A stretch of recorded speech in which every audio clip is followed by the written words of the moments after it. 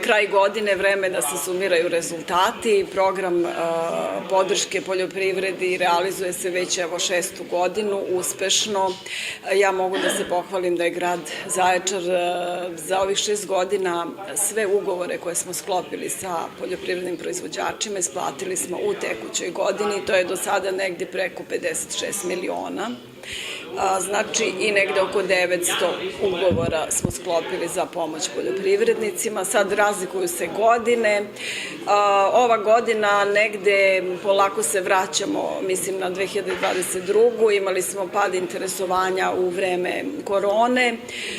Još uvek nismo dostigli pik, odnosno najveće interesovanje bilo nam je 2019. Ali trudit ćemo se da u narednoj godini uvedemo i neke nove mere, pre svega tu mislim na pomoć u kategorizaciji, odnosno pomoć za ruralni turizam, jer mislimo da postoji interesovanje.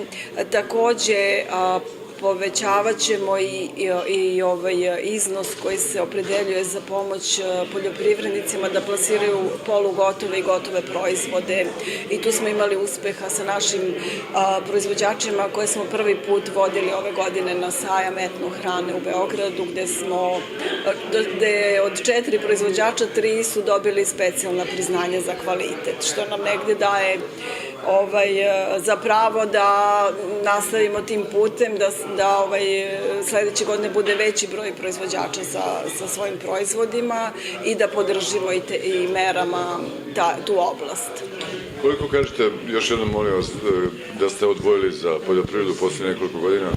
Poslednjih nekoliko godina uplaćeno je 56 miliona. Samo grad je uplatio. A pored toga bilo izdvajanja za edukacije, za sajmove, za razne druge aktivnosti koje se vezuju za poljoprivredu, za projekte, ali ovde mislim pre svega samo na subvencije koje idu direktno na račun fizičkog lica.